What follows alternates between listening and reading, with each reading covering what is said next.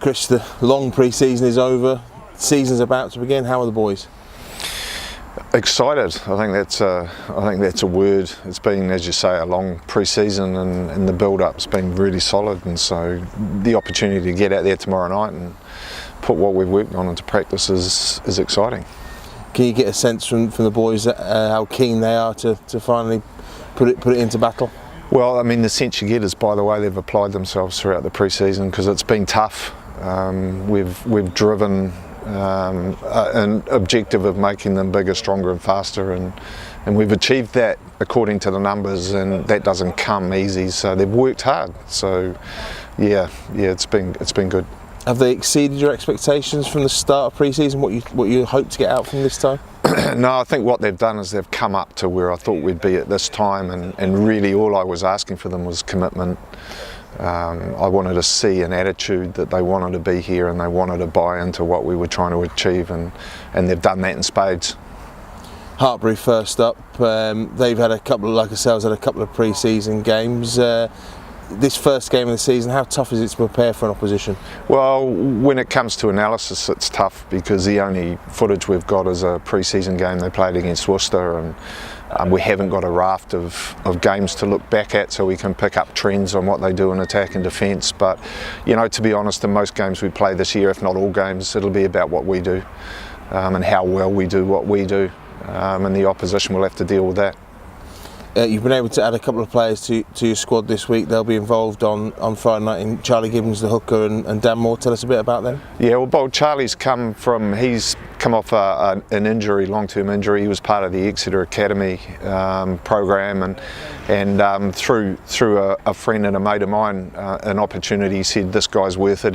He's worth giving a shot. So came up here, impressed, and is definitely someone we want to invest some time and effort in moving forward, and we're looking at longer term with Charlie as well too. Dan's just finished his degree at Oxford University, and came up to join us in pre-season and train with looking for an opportunity to play professional rugby.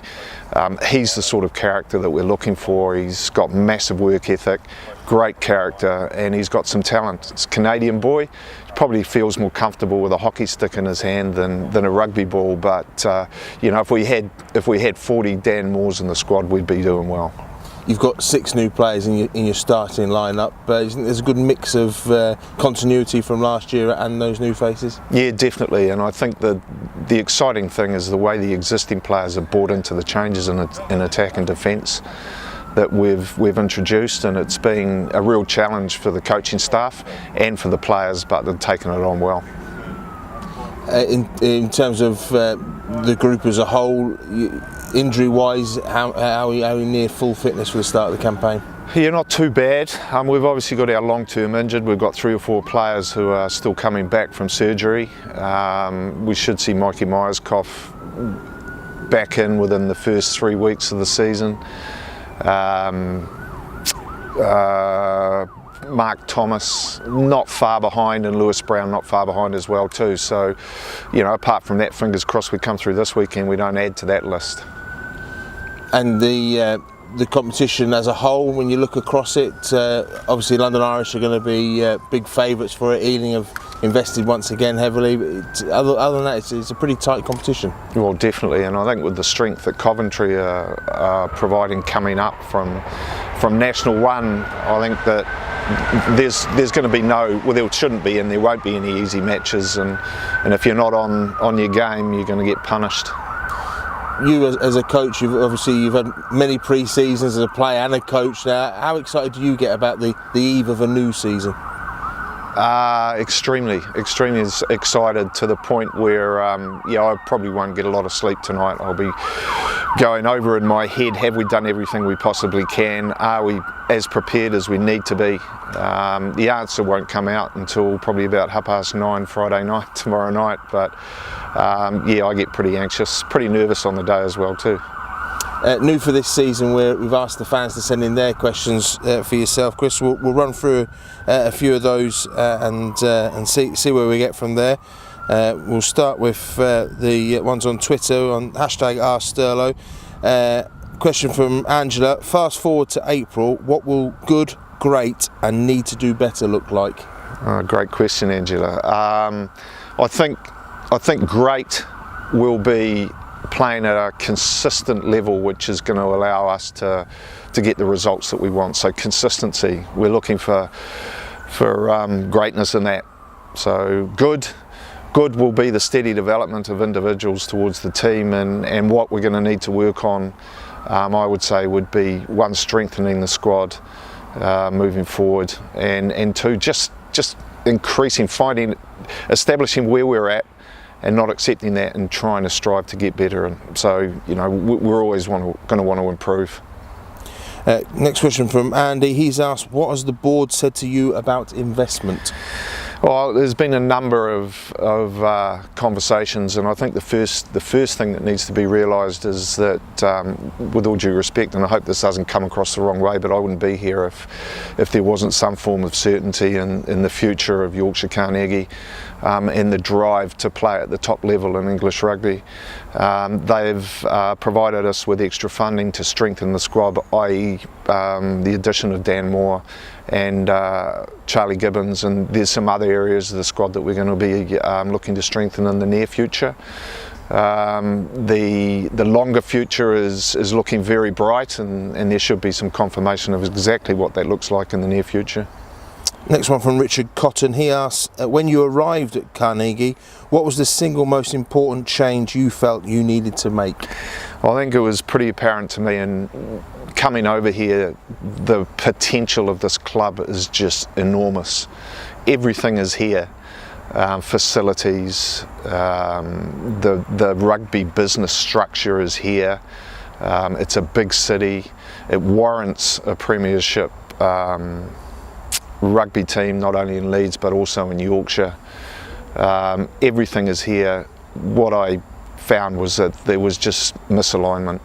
So there was some really good stuff happening in different areas, but those different areas weren't connecting and working effectively. And there probably wasn't a full-time end goal about what we were all trying to achieve. That's been put in place. The alignment has been addressed. There's still some work to do on it, but we're flying forward at the moment.